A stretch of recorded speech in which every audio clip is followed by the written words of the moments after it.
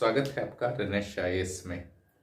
चलिए इतिहास के क्लासेस को आगे बढ़ाते हैं। आज जो होगा आपका क्लास भारत पर ईरानी और सिकंदर का आक्रमण। जैसा कि आपको पता है, पूर्वी भारत में मैंने जहाँ खत्म किया था मगध साम्राज्य में पिछले क्लास में, वहाँ नंद साम्राज्य का आगमन हो चुका था। और उस समय मैंने बताया था जो 16 महाजनपद थे उसमें 2 महाजनपद जो थे पाकिस्तान, कश्मीर और अफगानिस्तान, चाइना इत्यादि क्षेत्र में थे, वो थे आपके कंबोज और गंधार। उसके अलावा नीचे जो था सिंधु घाटी के आसपास जो क्षेत्र था आपका सिंध क्षेत्र कहा जाता था। तो इन क्षेत्रों को छोड़कर लगभग पूरे उत्तर भारत पर नंदों का जो है साम्राज्य जो है स्थापित हो चुका था। तो इस ढंग से आप कह सकते हैं कि बुद्ध काल के बाद जहां पूर्वी भारत में आपका पूरी तरह से भारत एकीकृत हो चुका था, एक साम्राज्य के अधीन आ चुका था, छोटे छोटे राज्य जो थे वो साम्राज्य में बदल चुके थे। वहीं उत्तर पश्चिम भारत कई छोटे छोटे राज्यों में बटा हुआ था और इसका लाभ जो है विदेशी आक्रमणकारियों को मिला। ठीक है, तो इसी का अध्ययन करना है कि जो भारत में अटैक्स शुरू हुए, बाहरी अटैक, नॉर्थ में तो हिमालय था, साउथ में आपका सागर था, हिंद महासागर, अरब सागर इत्यादि था। तो वहां से उस समय इतनी तकनीक विकसित नहीं थी कि हिमालय पार कर या समुद्र पार कर भारत पर अटैक किया जा सके।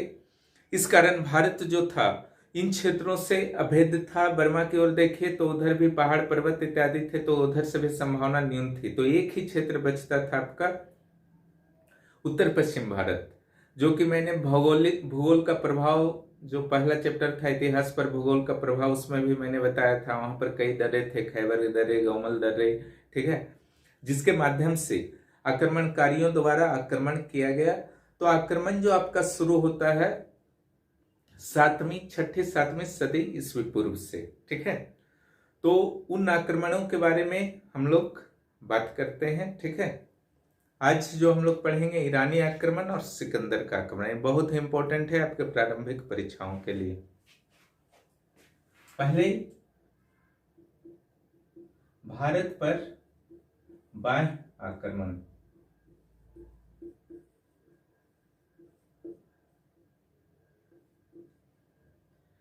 ईरान, फारस।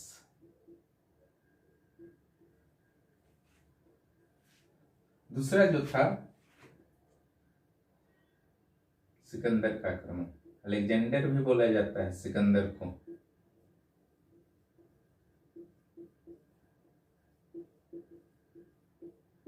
ठीक है,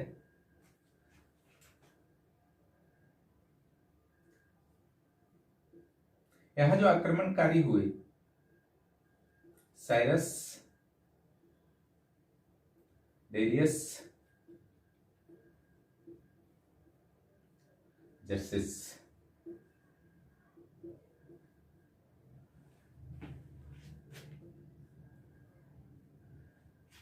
ठीक,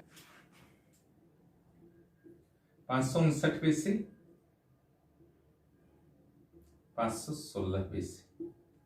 और सिकंदर का जो काल रहा 326 BC। ठीक है,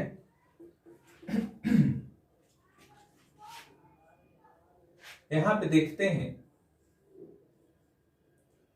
कि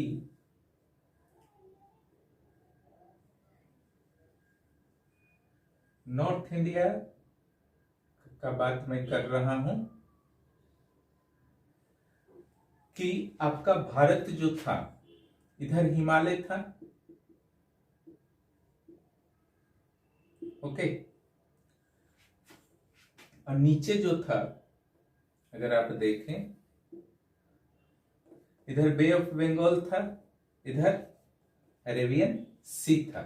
तो इधर से कहीं से आपका संभावना नहीं था। इधर भी हिमालय के छोटे छोटे पर्वत जो हैं, ज्योग्राफी में आप पढ़ेंगे, छोटे बड़े बहुत सारे पर्वत थे, तो इधर से भी आपका संभावना नहीं था।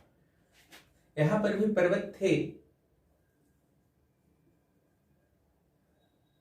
लेकिन बहुत सारे दर्रे भी थे।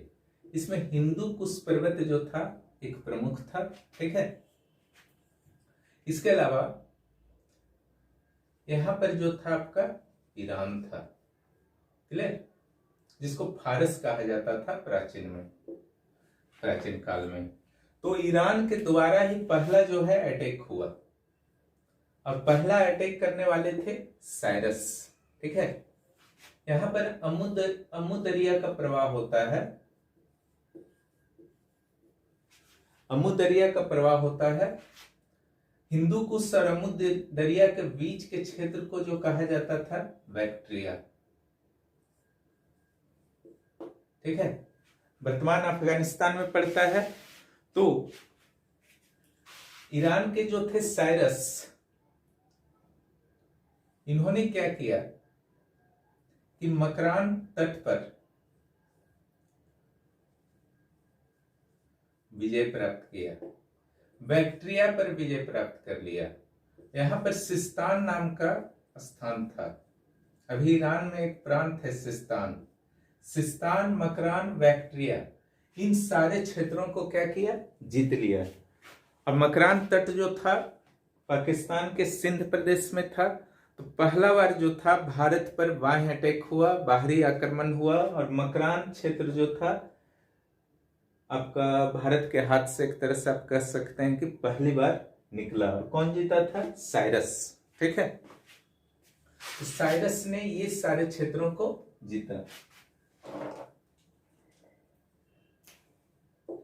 इधर जीता और ये सारे क्षेत्रों को जीता, ये क्षेत्र को जीता। ये क्षेत्र अभी भी नहीं जीत पाया था साइरस, ठीक है।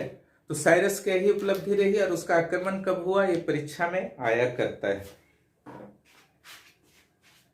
अब जो आपका अटैक शुरू हुआ डेरियस का, उसके बाद डेरियस ने क्या किया, पूरे सिंध प्रांत को जो है जीत लिया। जो बचा हुआ पार्ट था उसको जो है सिंध प्रांत को जीत लिया डेरियस के द्वारा, ठीक है। और सिंध को 20वां क्षत्रपी बनाया अपना।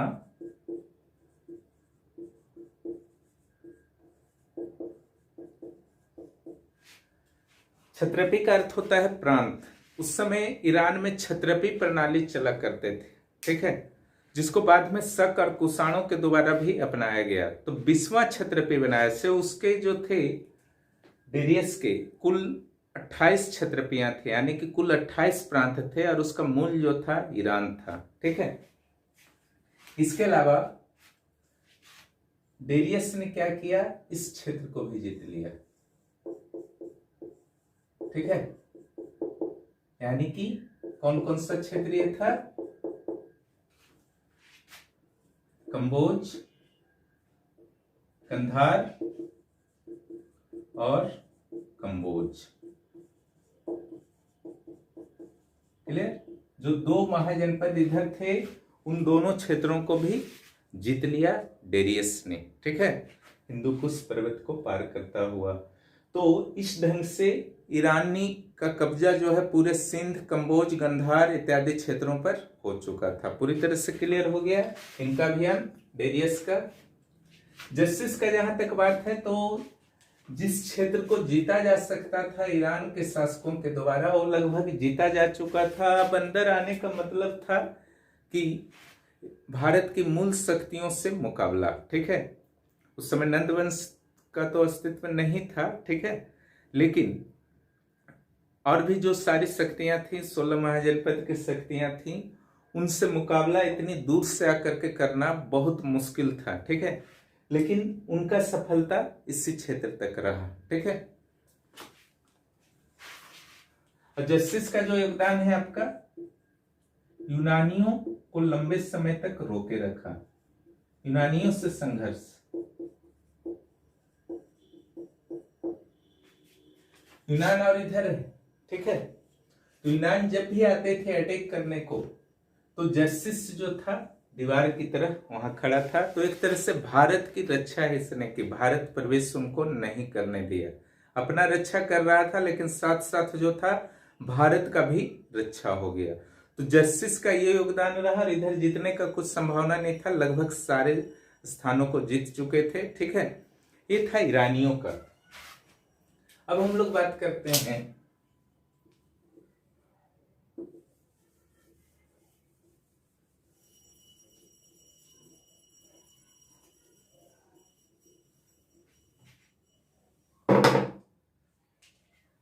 ईरानियों के आक्रमण का क्या प्रभाव हुआ।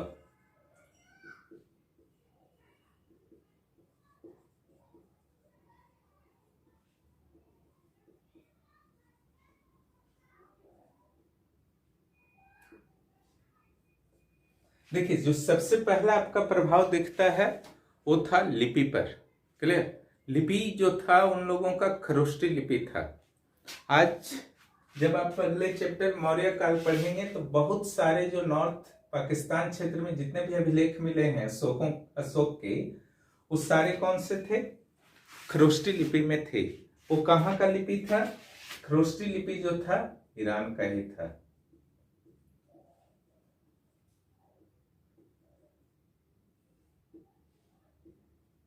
ये जो था, जैसे हिंदी जो है आपका बाएं से दाएं लिखा जाता है, ये दायां से बायां जैसे उर्दू लिखा जाता है।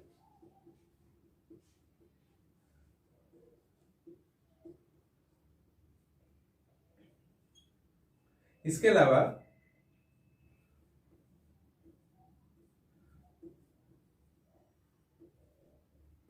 उत्तर पश्चिम भारत के राजाओं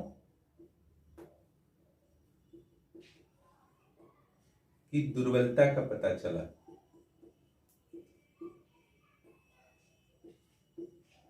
किन लोगों में जो था, उत्तर पश्चिम भारत के राज्य थे वो आपस में चूंकि मिल करके नहीं रहते थे, इसके कारण काफी दुर्बल हो गए थे। व्यापार मार्ग खुला।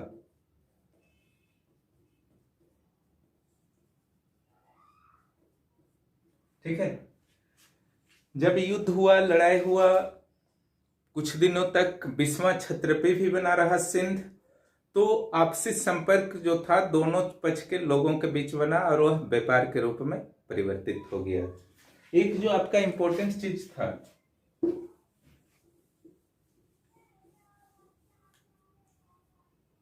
कला पर प्रभाव।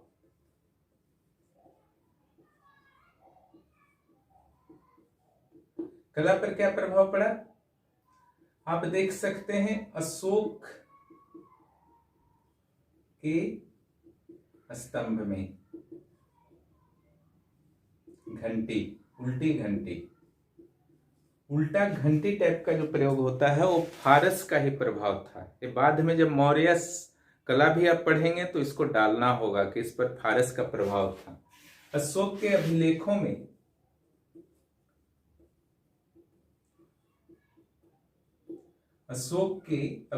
में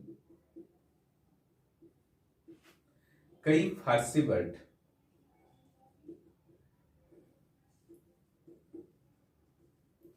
फारसी शब्द भी मिले हैं। ये भी एक प्रभाव था आपका।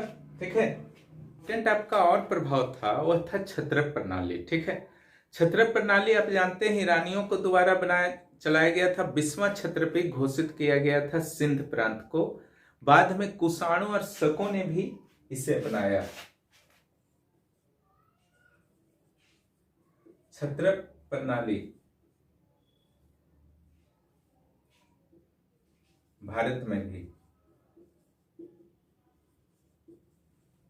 तो इस ढंग से ये ईरानियों के आक्रमण का प्रभाव था। साइरस डेरियस सर्जेसिस के बारे में इतना आप जानिएगा, इतना से ही काफी है।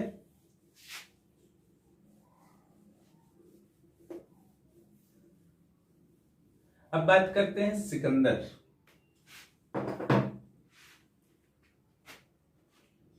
सिकंदर के आक्रमण को समझने के लिए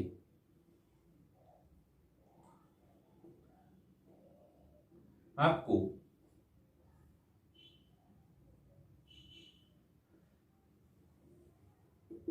भारत और यूनान के भौगोलिक सिचुएशंस के बारे को समझना जरूरी होगा। ठीक है,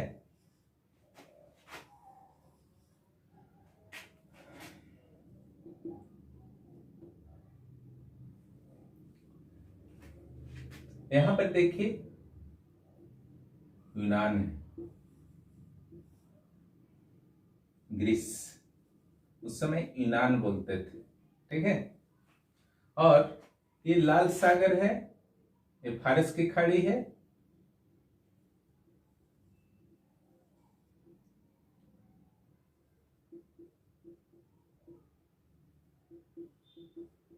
क्लियर।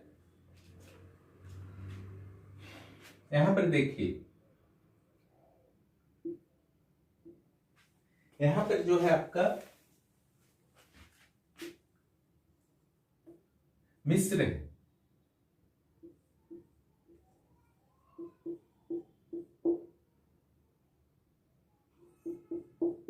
ये मिस्र है, यहां सीरिया है, यहां मेसोपोटामिया, बेबीलोन यानी कि ईरान है।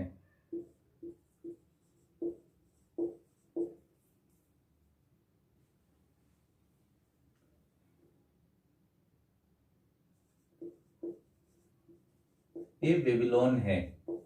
दजला फरात सभ्यता सुने हैं ना, दजला और फरात सभ्यता जो था मेसोपोटामिया और बेबीलोन ही था, जिसका जिक्र मैंने हड़प्पा सभ्यता पढ़ाने के दौरान भी किया था, क्योंकि हड़प्पा वासियों के व्यापारिक संपर्क जो थे दजला और फरात सभ्यताओं के साथ थे, मेसोपोटामिया से थे।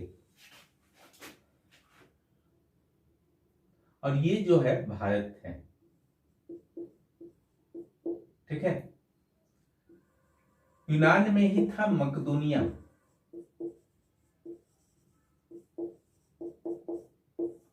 मकदूनिया, ठीक है। मकदूनिया में ही सिकंदर का जन्म हुआ था। कब हुआ था जन्म?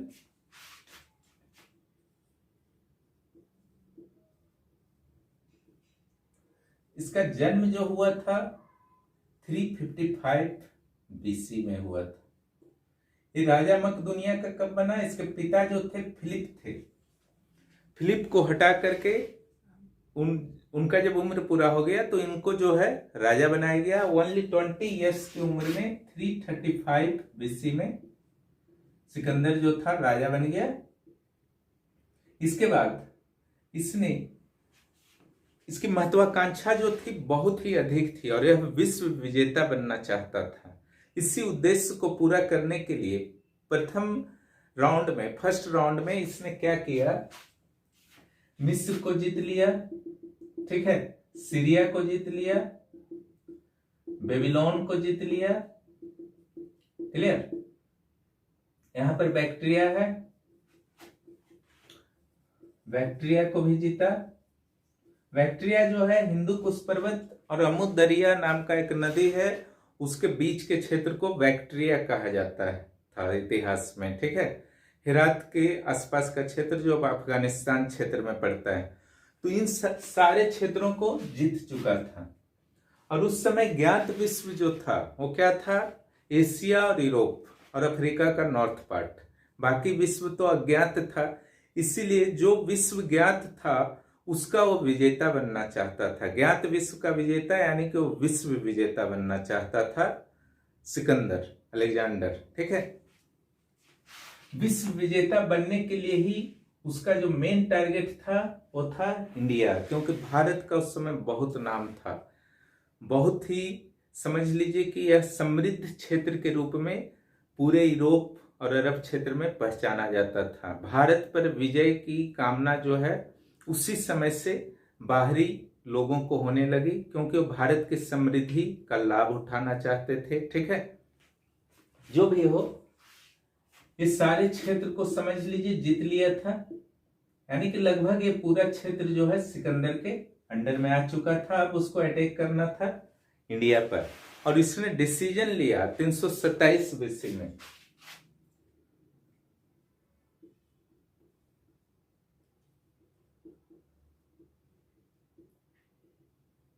का निर्णय कब लिया?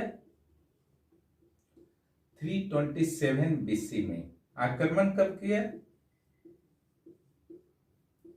326 बीसी में अटैक कर दिया, ठीक है। अटैक किया इधर से हिंदू कुश पर्वत की ओर से, ठीक है। लेकिन जब वो अटैक किया तो एक चीज ध्यान रखिएगा कि ईरानियों का जो है कब्जा न गंधार पर था, न कम्बोज पर था, और न ही सिंध पर था। इट मीन्स उन लोग हट चुके थे। इसके बारे में इतिहास में विशेष जानकारी नहीं मिलती कि कैसे हटे, ठीक है, लेकिन वे उस समय नहीं थे। और सिकंदर जब आया तो कुछ लोकल साम्राज्य थे, उन्हीं को पराजित कर आगे बढ़ा। भारत में कुल रहने का समय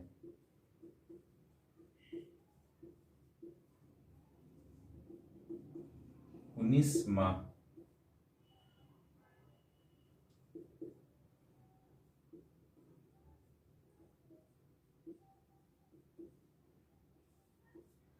मृत्यु अभी लिख देता हूं यहां पर।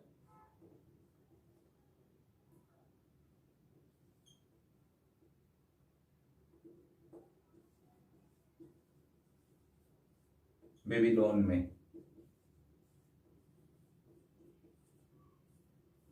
क्लियर। बेबीलोन में ही इसकी मृत्यु 323 बीसी में 32 वर्ष की उम्र में हो गई, क्लियर। बहुत कम उम्र में ही इसकी मृत्यु हो गई, लेकिन बहुत कम उम्र में ही आक्रमण किया, किस तरह से वापस लौटा, उस पर थोड़ा सा डिस्कशन कर लेते हैं। यह आपकी परीक्षाओं की दृष्टि से अत्यंत महत्वपूर्ण है। उसके लिए एक इंडिया का मैप बना लीजिए।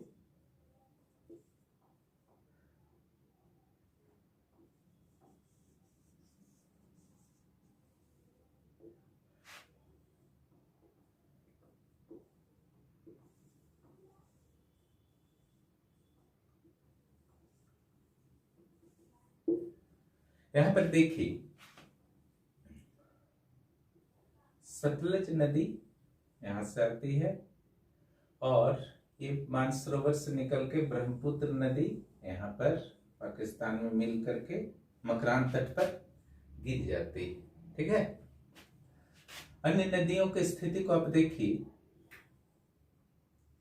ये झेलम नदी है, ये ब्यास है, रोहतांग दर्रा से रावी, ठीक है। यहाँ चेनाब है, चेनाब जो है सतलज में मिलती है, और रावी और झेलम जो है वो आपका चेनाब में मिलती है, ठीक है। कंडीशन को आप समझ रहे हैं। ये जो है इंडस रिवर है और ये जो है सतलज है। यहां पर आप देखिए,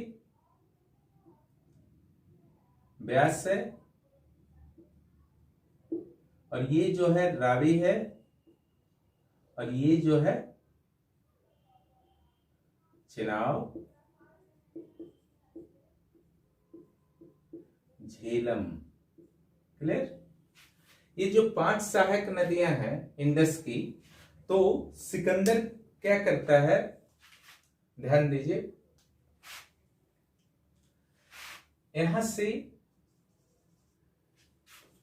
इधर से बताया मैंने कि यहां से वो निकला, ठीक है, और इधर से प्रवेश करता है बैक्टीरिया को जीतता हुआ, ठीक है। यानी कि यहां से प्रवेश करता है, यहां पर हेरात है और इस क्षेत्र से प्रवेश करता है, क्लियर। तो जब भारत में वह प्रवेश करता है तो कुछ शक्तियां जो हैं भारत की सिकंदर के हेल्प करती हैं, तो कुछ शक्तियां प्रबल विरोध भी करती हैं, क्लियर। जिसमें समर्थन करने वालों में कौन कौन थे,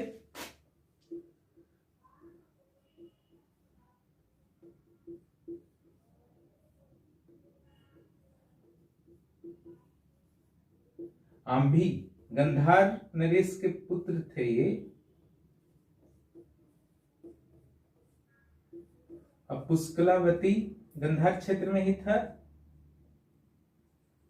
पुष्कलावती के सृंजय, इन लोगों ने क्या किया, सिकंदर का हेल्प किया, जिससे इसका जो है भारत में प्रवेश जो है बहुत ही आसान हो गया, ठीक है। लेकिन कुछ लोगों ने, कुछ राजाओं ने सिकंदर का डट कर मुकाबला किया। उसमें पुरु के राजा पोरस थे। क्लियर। कपिसा भी एक राज था, उसने भी विरोध किया था, लेकिन पोरस का मुख्य रूप से नाम आता है। यहां पर जो आपका क्षेत्र था,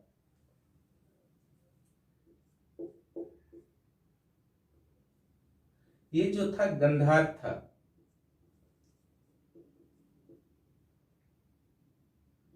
ये था मालव। और झेलम और चेनाव के बीच जो था पुरु, ठीक है। और इस क्षेत्र में था योधेई। क्लियर। यहीं पर पुरु था, झेलम और चेनाव के बीच में। क्लियर। उसी ने विरोध किया था। और यहां पर जो था गंधार और मालव के द्वारा क्या किया गया था, सिकंदर का स्वागत एक तरह से किया गया था। या आत्मसमर्पण बताइए, आप बता सकते हैं कि कर दिया था उन्होंने, ठीक है। खैर कुछ भी हो, सिकंदर जो था आगे बढ़ा। पुरु से जबरदस्त लड़ाई हुई। हालांकि पुरु की हार हुई, लेकिन फिर भी सिकंदर जो था उसकी वीरता से इतना अधिक प्रभावित हुआ कि वह जो पुरु के पराजय के बावजूद उसके राज्य क्षेत्र को न सिर्फ वापस लौटाया, बल्कि कुछ अन्य क्षेत्र भी उसे प्रदान कर दिए। यहां पर आप देखिए, जब सिकंदर की सेना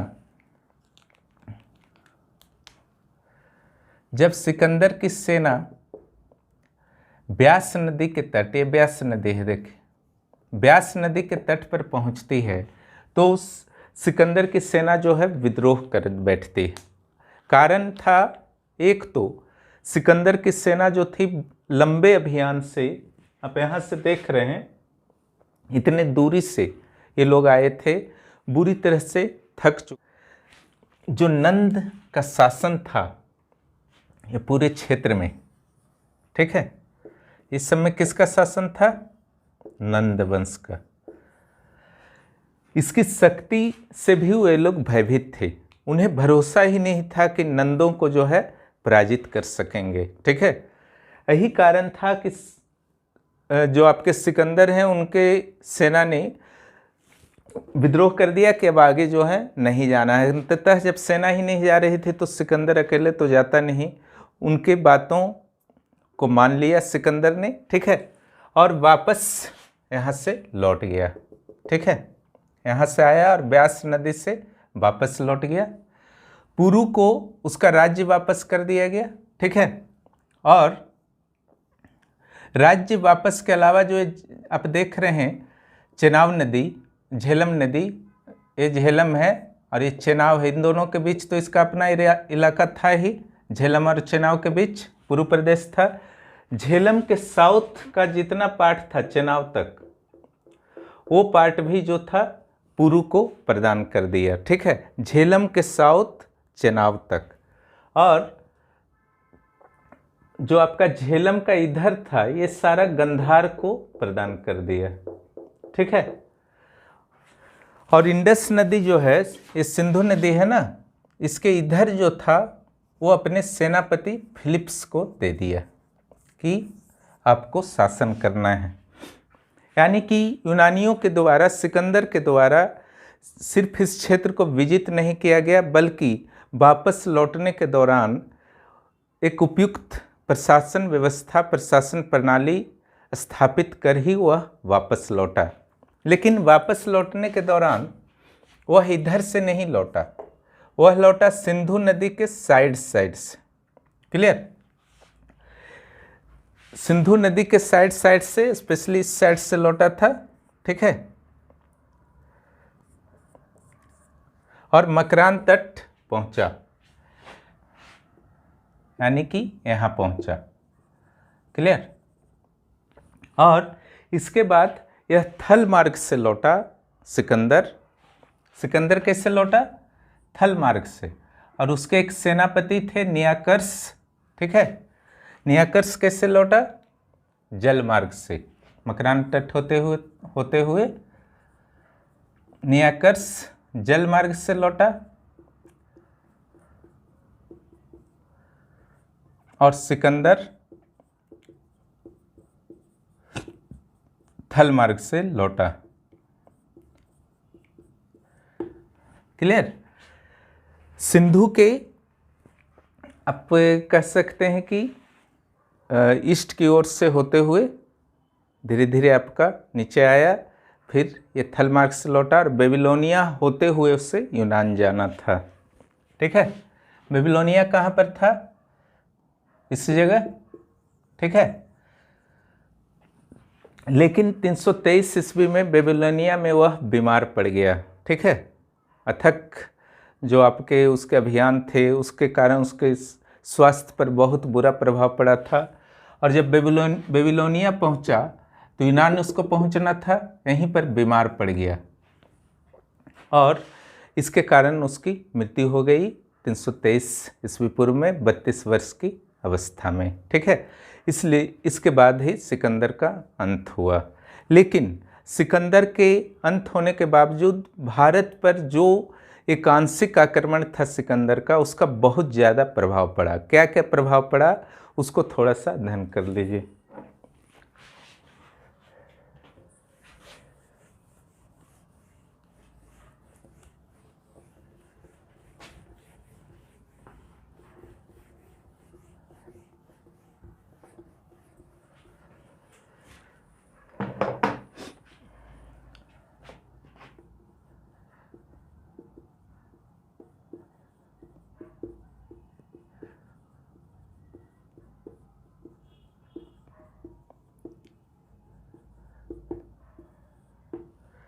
देखिए, सबसे पहला चीज़ तो पता चला जो ईरानी आक्रमण के समय में पता चला था कि उत्तर पश्चिम भारत के राजाओं के बीच एकता नहीं थी। वो आपस में ही लड़ते रहते थे। कुछ ने सिकंदर का साथ दिया तो कुछ ने सिकंदर से संघर्ष किया। शायद अगर सारे राजा एक हो जाते तो सिकंदर का आक्रमण जो था सफल नहीं हो पाता। ठीक है,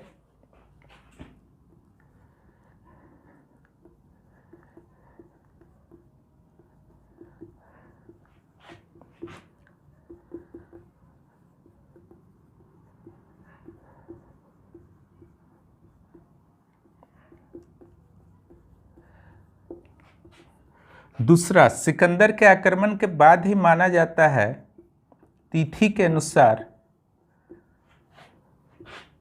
भारत का इतिहास लिखा जाने लगा।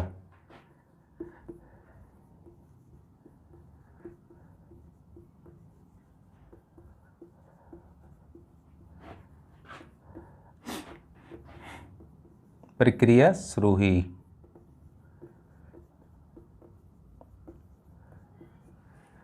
एक जो आपका था ज्योतिष का रोमक सिद्धांत यूनानियों का था। यूनानी रोमक सिद्धांत ज्योतिष का था। ठीक है, से भारत के ज्योतिष विद्या प्रभावित हुए।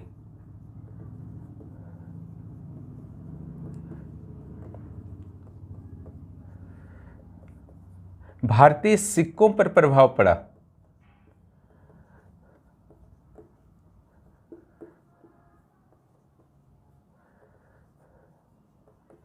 पहला बार जो था यूनानी प्रभाव में ही इंडो ग्रीक शासक जो थे वो पहले शासक थे। ठीक है, मौर्योत्तर काल में हम लोग पढ़ेंगे, मौर्य काल के बाद पहले शासक थे इंडो ग्रीक शासक जो इसी क्षेत्र में थे, पाकिस्तान के इलाका बैक्ट्रिया वगैरह में। ठीक है, तक्षशिला, गंधार, कंबोज इत्यादि इलाका में जहाँ पर सिकंदर जितनी दूरी पर विजय किया था जिस क्षेत्रों में, तो वहाँ पर यूनानियों को भी दिया था, अपने फिलिप्स सेनापति को भी कुछ क्षेत्र दिया था इंडस के वेस्ट में। ठीक है, तो पहला बार जो है सिक्कों पर राजाओं के चित्र और लिखा हुआ कुछ भी राजा का नाम वगैरह, ठीक है, या देवी देवता का चित्र, इस सब का प्रचलन यूनानी प्रभाव में हुआ। ठीक है,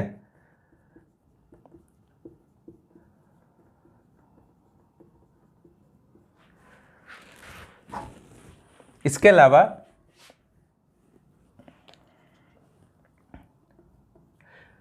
कला पर भी प्रभाव पड़ा, जिसमें गंधार कला, ठीक है, गंधार कला जो कुषाणों का था, उसमें बुद्ध भगवान को जूता भी पहना दिया गया है, ठीक है।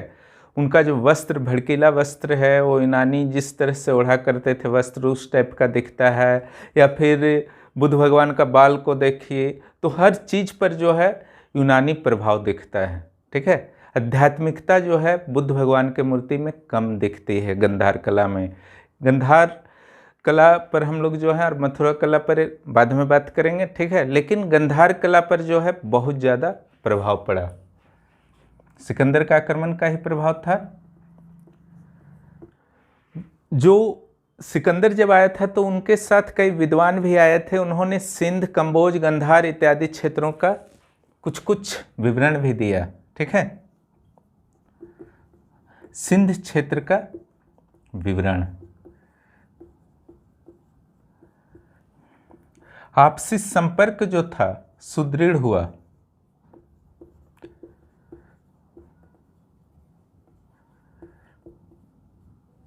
जिससे व्यापार वाणिज्य में वृद्धि हुई।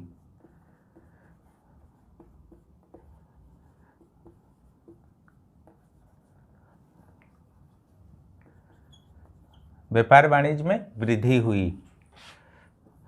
रोमक सिद्धांत के साथ साथ एक और सिद्धांत था यूनानियों का ज्योतिष का, उसको भी लिख लीजिएगा, पॉलिश सिद्धांत।